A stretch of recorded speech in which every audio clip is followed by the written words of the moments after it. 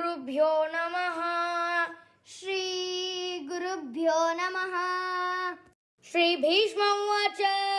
श्रीभीष्मोवाच जगत्प्रभुं देवदेवम् जगत्प्रभुं देवदेवम् अनन्तं पुरुषोत्तमम् अनन्तं पुरुषोत्तमम् स्तुवन्नाम सहस्रेण स्तुवन्नामसहस्रेण पुरुषस्तततोत्थितः पुरुषस्तततोत्थितः तमेव चार्चयन् नित्यम् तमेव चार्चयन् नित्यम् भक्त्या पुरुषमव्ययम् भक्त्या पुरुषमव्ययम् ध्यायन् स्तुवन् नमस्यं च ध्यायन् स्तुवन् नमस्यंश्च यजमानस्तमेव च यजमानस्तमेव च अनादिनिधनं विष्णुम् अनादिनिधनं विष्णुम् सर्वलोकमहेश्वरम् सर्वलोकमहेश्वरम् लोकाध्यक्षं स्तुवन् नित्यम् लोकाध्यक्षं स्तुवन् नित्यम् सर्वदुःखादिको भवेत् सर्वदुःखादिको भवेत् ब्रह्मण्यं सर्वधर्मज्ञम् ब्रह्मण्यं सर्वधर्मज्ञम् लोकानां कीर्तिवर्धनम् लोकानां कीर्तिवर्धनम् लोकनाथं महद्भूतम् लोकनाथं महद्भूतम् सर्वभूतभवोद्भवम् सर्वभूतभवोद्भवम् येष मे सर्वधर्माणां येष मे सर्वधर्माणां धर्मोऽधिकतमो मतः धर्मोऽधिकतमो मतः यद्भक्त्या पुण्डरीकाक्षम् यद्भक्त्या पुण्डरीकाक्षं स्तवेरर्चे नरः सदा स्तवैरर्चे नरः सदा परमम्यो महत्तेज परमम्यो महत्तेज परमम्यो महत्तपः परमम्यो महत्तपः परमम्यो महद्ब्रह्म परमम्यो महद्ब्रह्म परमम्यः परायणम् परमम्यः परायणम् पवित्राणां पवित्रम्यो पवित्राणां पवित्रम्यो मङ्गलानां च मङ्गलम् मङ्गलानां च मङ्गलम् दैवतं देवतानां च दैवतं देवतानां च भूतानां यो व्ययः पिता भूतानां यो व्ययः पिता यतः सर्वाणि भूतानि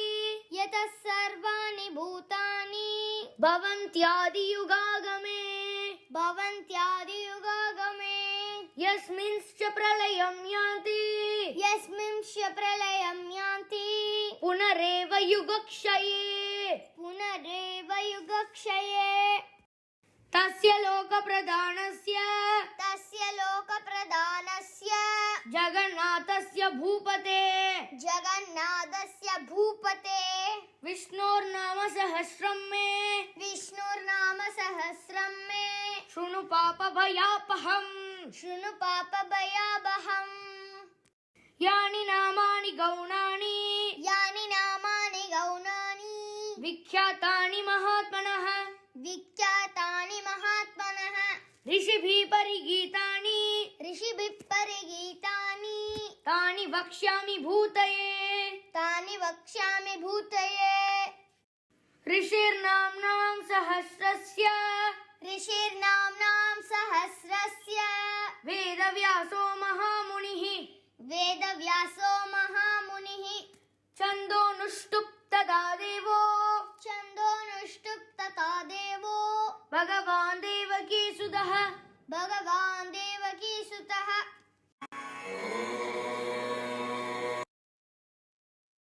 श्रीभीष्म उवाच जगत्प्रभुं देवदेवम् अनन्तं पुरुषोत्तमं स्तुवन्नाम सहस्रेण पुरुषः सततोत्थितः तमेव चार्चयन् नित्यं भक्त्या पुरुषमव्ययम् ध्यायन् स्तुवन् नमस्यंश्च यजमानस्तमेव च अनादिनिधनं विष्णुं सर्वलोकमहेश्वरम् लोकाध्यक्षं स्तुवन् नित्यं सर्वदुःखादिको भवेत् ब्रह्मण्यं सर्वधर्मज्ञं लोकानां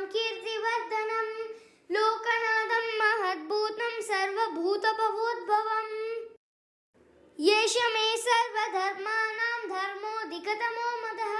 यद्भक्त्या पुण्डरीकाक्षं स्तवैरर्चेन नरः सदा परमं यो महत्तेजः परमं यो महत्तपः